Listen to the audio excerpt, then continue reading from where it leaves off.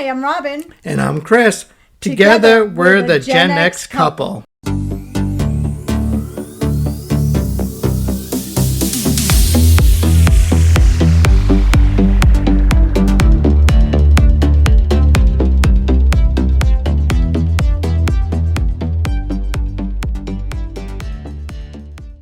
Take 3.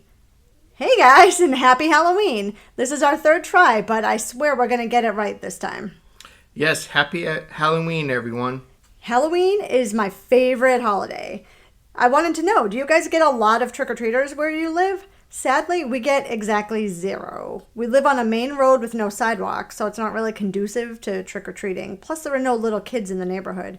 It's kind of a bummer, but it is what it is. But that's why I buy candy that I like, so we're not stuck with crappy candy when Halloween is over. I remember my first year living in this house, I bought tons of candy. I think I bought like 4 bags of candy, and we got nobody. So I didn't know at that point that I was going to be stuck with all this candy, so I didn't know to buy stuff that I liked. But now I know better, and it's all Reese's Pumpkins, and they're all for me. And since today's Halloween, we thought we would give you guys a little bit of history about this holiday. And then we've got some jokes and some fun trivia for you guys at the end. And who doesn't love trivia? Yeah, exactly. So let's get started with some Halloween history, shall we?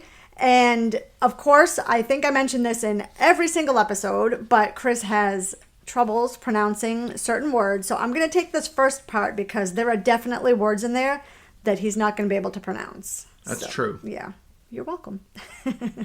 So Halloween has a very rich and complex background that combines ancient traditions, religious practices, and cultural influences.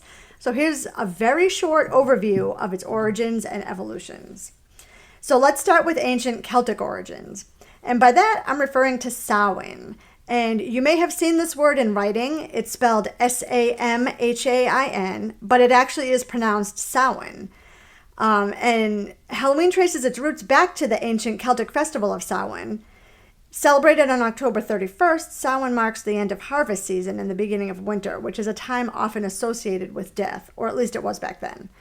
The Celtic people believed that on this night, the boundary between the living and the dead was blurred, which allowed spirits to return to Earth. So to ward off these spirits, people lit bonfires and wore costumes to disguise themselves. And now let's talk about Roman influence, specifically Roman festivals.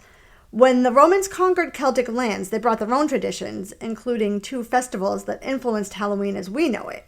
The first one is Feralia, and I'm not sure if I pronounced that right. I hope so. It's spelled Feralia, and that festival honored the dead. And then there was Pomona, and that's the goddess of fruit and trees, especially apples. And these both were incorporated into Samhain. It's thought that the merging of these 2 festivals may have contributed to the current day tradition of bobbing for apples on Halloween. And then there was some Christian influence, and that was All Saints' Day. By the 7th century, Christianity had spread into Celtic lands.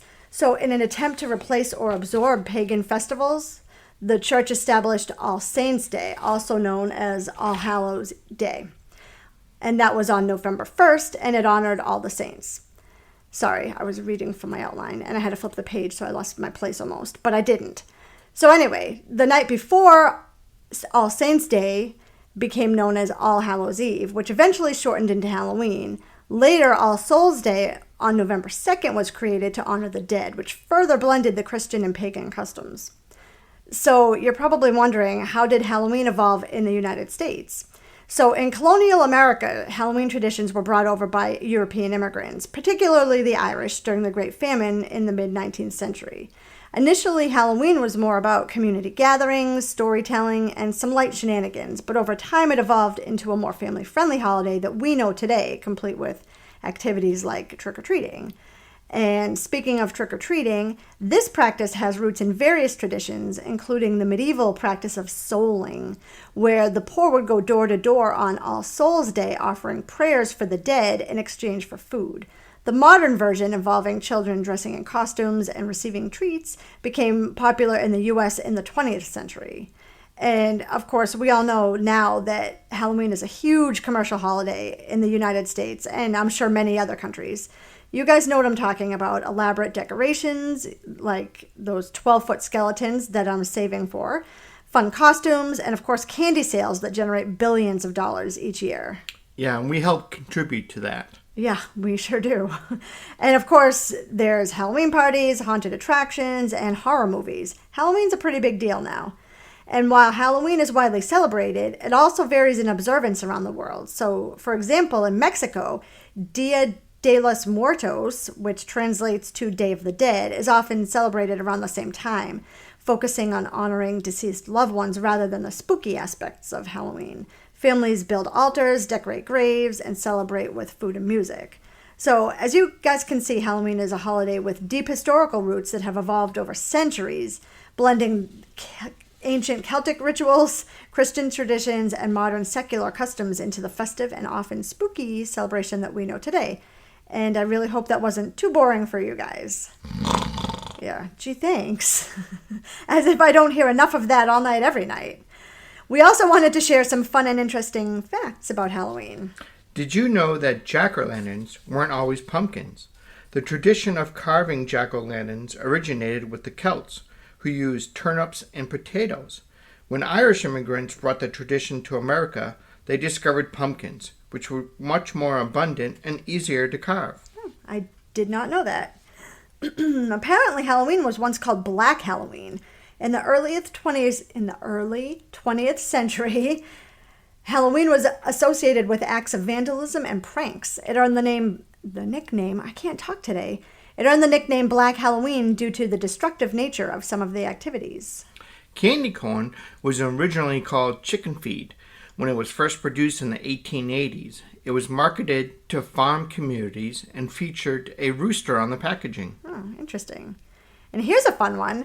Did you know that the iconic mask worn by Michael Myers in the Halloween movie series is actually a Captain Kirk, William Shatner mask, which is painted white? The filmmakers needed a cheap mask, and the Shatner mask was chosen and modified for Michael Myers. In the United States, the most popular candy for Halloween, and Robin contributes to this, are Reese's Peanut Butter Cups. Next is M&M's and Snickers, according to a 2023 study.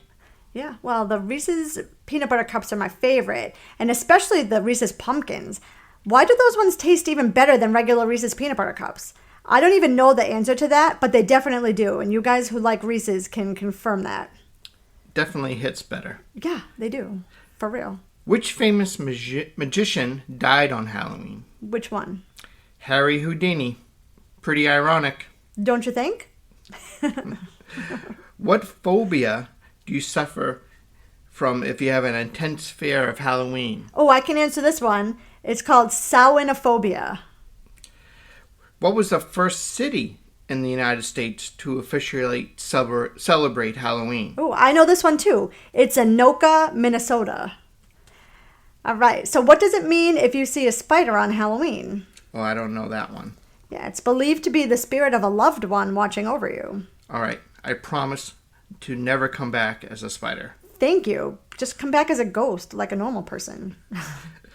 The record for the world's largest pumpkin was set in 2023, with a giant pumpkin weighing over 2,749 pounds. And it was grown by Travis Ginger in Minnesota. That is a ginormous pumpkin. And for the last fun fact we have, did you guys know that full moons on Halloween are actually pretty rare? The last one occurred in 2020, and the next Halloween full moon is expected in 2039. Where I'm planning a big Twilight party. What kind of Twilight do you mean? From the vampire series, of course. Okay, veto. I also wanted to give you guys a few last-minute Halloween costume ideas. In case you waited to the last minute, because I know some of you do. These ideas are fairly simple to put together, and a lot of these items you might already have at home. So you could go as a ghost, and what you would need, obviously, is a white sheet, and you would cut some eye holes out. Just be careful not to Charlie Brown it, otherwise you might end up with a bag of rocks instead of candy. And if you do go as a ghost, you could even carry like a small pumpkin or wear chains to give off a more haunted vibe. You could go as a zombie. So for that, you would need some old clothes that you're okay ripping or getting dirty. And then you could use some ketchup or fake blood if you happen to have any. We actually do have a bottle of fake blood on top of our refrigerator. That we can save that story for another day if you want. Or we can just tell them now. We did a photo shoot where a friend of mine came over and did our makeup as zombies. And we sent that out as our Christmas cards one year. Best Christmas card ever. It was. Actually, do you have that picture? I do. We'll put it up on our socials. Yeah, send that to me and I'll add it onto our Instagram, the Gen X couple on Instagram. Oh my God, I'm so glad we talked about this. So we do have fake blood. But if you don't have fake blood, feel free to use ketchup. And then you can decorate the clothes and make it look like blood. And then if you have powder or face makeup, you can use that to make your face look even more pale and undead. Not saying you are pale, but you could make yourself look pale. You could go as a tourist. So what you would need for that would be like a Hawaiian shirt, shorts, sunglasses, camera, and of course a fanny pack. And then you can add a sun hat if you have one, or carry a map with you. I know most of us don't really have maps anymore, but you could probably print one off the internet if you have a printer. We do, because we're old, but if you do, feel free to grab a map with you. It would just add a little extra oomph to your costume. You could go as a mummy. So for that, you would need some toilet paper or some white fabric strips just to wrap around your body. And again, with the face makeup, you could, if you have any white powder or white face makeup, just paint your face to make yourself look undead. And then the last costume idea would be a vampire. So for that, you would need all black clothes, which is not an issue for me. A cape or a black blanket would work, and some red lipstick. And again, with the face makeup, if you have any white powder, put it on your face to make yourself look pale and undead. And another thing you could do with that costume would be to add fake fangs. I know around this time of year, they have like the wax ones. So you could probably get those at the Dollar Tree and add some fangs, and then you're good to go trick-or-treating. We wanted to end the podcast with a couple of Halloween jokes to get you in the spooky spirit. So why don't skeletons fight each other? Why? They don't have the guts. Why did the vampire need mouthwash? Why? Because he had bat breath. Ooh, that's not a good one. Why are ghosts bad at lying? Why? Because you can see right through them. Okay, I like it. What do you get when you cross a vampire with a snowman? What? Frostbite. Okay. Why don't mummies take vacations? Why? They're afraid they will unwind. Okay, good one. What's a witch's favorite subject in school? What? Spelling. That's my favorite one so far. How do you fix a cracked pumpkin? How? With a pumpkin patch. Okay. What do you call a ghost? True love. What? His ghoul friend. Okay. Why did the skeleton stay home from the party? Why? He had nobody to go with. Okay, that's a good one. This is my favorite. What's it like to be kissed by a vampire? What's it like? It's a pain in the neck. All right, thank you, Chris. Dad joke extraordinaire.